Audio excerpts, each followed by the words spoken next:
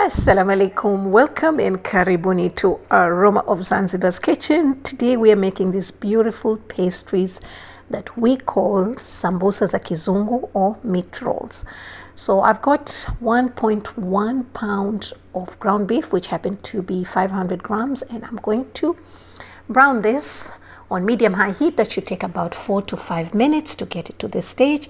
Then I added 1 teaspoon of fresh ginger and garlic paste, and we're gonna cook this through until the ginger and garlic paste is well cooked before we add the spices. Now for the spices, I really like to keep it simple, just like how we used to have it back in the days. So I just used 1 teaspoon of cumin powder, 1 teaspoon of black pepper, and half a teaspoon of red chili powder. And we're just gonna cook this for a couple of minutes until you can really smell the aromas of the spices in the air. Then I know it's time to add the onions. Now for the onions, I just used half of medium-sized white onion that I chopped. You can use yellow as well, and you can use more onions if you wish, and a little bit of salt, and that's it. So we're just gonna cook this through.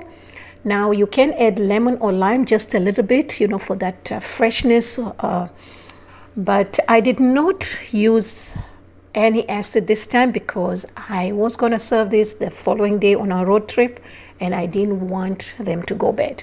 So I'm just going to cook it for a couple of minutes and then just turn off the heat and let it cool. So for the pastry, I am using 2 cups of all-purpose flour. That was about 300 grams, 1 teaspoon of baking powder, and about half a teaspoon of salt. And then for the butter, I'm using 113 grams, which is half a cup of butter, 1 stick, which is about 8 tablespoons. You can add more. If you want to have it like a really pastry dough, then you can go for 150 grams of butter for 300 grams of flour. All right, so I'm just going to break this down. Now the butter was cold but a little soft, so I'm just going to rub it with my hand till you make sure that all the flour is coated with butter, or all the butter is coated with flour, whichever works for you. And once you can make a shape like that, we know it's time to add the liquid, which is water. I've used ice cold water. As you can see, I showed it was half a cup, but I started then with a quarter first, and then I like to make like a little ball like that, keep it on the side, and mix the rest. Just this helps me not to over wet the pastry dough. Okay, so I haven't done this in a long time, so I really wasn't sure what will work, but I obviously had more dry flour that needed more liquid, so I added another quarter cup of water. Now you can use more or less because different flours have different densities, so you need to be careful here. Maybe you can add 1 tablespoon at a time towards the end instead of pouring all of it like how I did.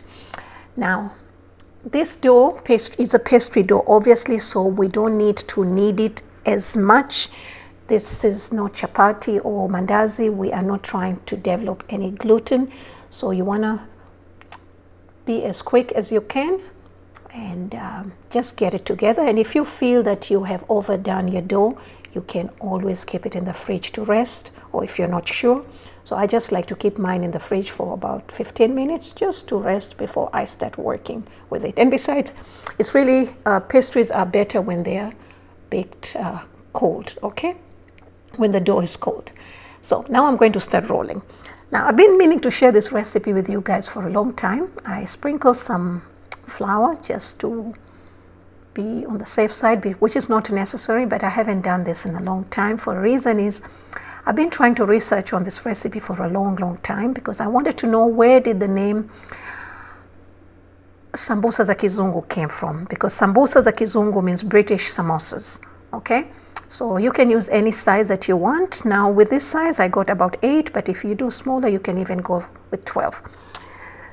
So this is what happens when you grow up in a multicultural culture. You have different kinds of recipes marrying and producing one recipe. So we do have an Arabic influence, so this could have come from the sambusak, but also the British. So That's how we got Sambusa za Kizungu, which works perfectly for us. And I guess that's our specialty. I know the Nigerians make the Nigerians meat pie, they call it. We call it meat rolls. So anyway.